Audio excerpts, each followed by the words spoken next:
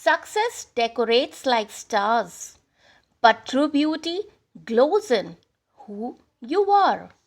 With these beautiful thoughts, we begin our chapter Universe Part 2. In this, we will be learning about the moon, the eclipse, and the satellite. So let's begin with the moon, the natural satellite of the Earth and the largest satellite in the entire universe system. Moon takes 27 days to complete one orbit around the Earth. It has no atmosphere of its own, so it has extreme temperatures. Moon has no light of its own. It gets its light from the sun. Do you know about the surface of the moon? Moon's surface is not a plain surface. It has lot of mountains, craters as well as plains.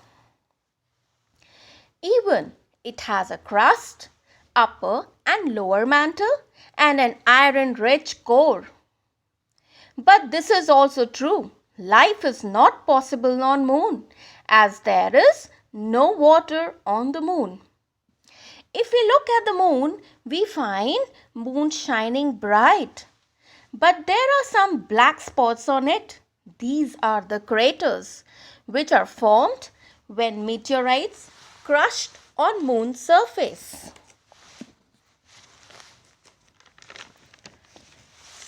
If we think of landing on the moon, we cannot.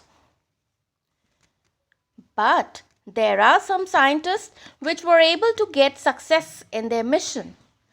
Apollo 11 launched from Kennedy Space Center in Florida on July 28, 1969 was the first space flight to land on the moon. It carried 3 American astronauts, Neil Armstrong, Edwin Aldrin, and Michael Collins. Neil Armstrong was the first man to step on the moon, followed by Edwin Aldrin. They stayed on the moon for 2.5 hours, and these 3 scientists were able to collect rock samples from the moon. And now something very interesting. Astronauts grow several centimeters as their spine stretches due to the absence of gravity. Yes, it's true. Moon has very less gravity, approximately 1/6 that of the Earth. Moon has various phases. The different appearances of the moon are called the phases of the moon. As we all know, moon revolves around our Earth, so different parts of the moon get light from the sun, due to which we are able to see different shapes of the moon every day.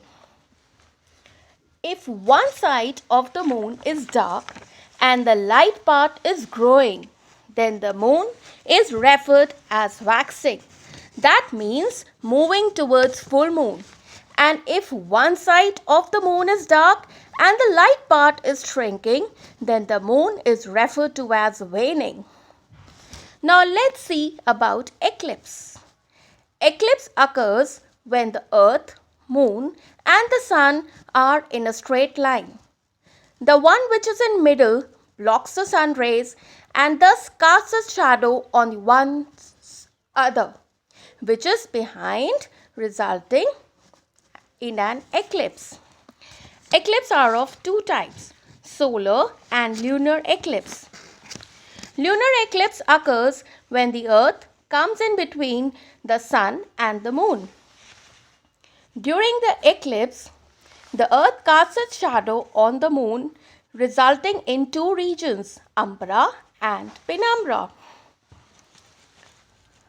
The part of the shadow formed when the earth blocks a part of the sunlight on the moon is called as penumbra, and the part of the shadow formed when the earth completely blocks the sunlight on the moon is called as umbra.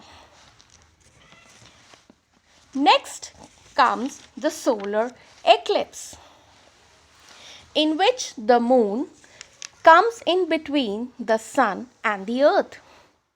Also, the area which receives partial eclipse comes under penumbra region of the earth, whereas the areas which receives total darkness comes under umbra region of the earth.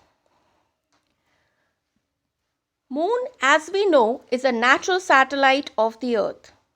But what is a satellite? It is a moon, planet, or a machine that orbits around a planet or a star. Satellites can be of two types: natural satellites and artificial or the man-made satellites. Moon is a natural satellite of the earth, and these artificial satellites can be Cartosat, INSAT-2A, as well as the Mangalyaan. All these are the Indian satellites. These satellites can be categorized under communication satellites, which help us to communicate on mobile phones, as well as help in television transmission from one country to another and internet too.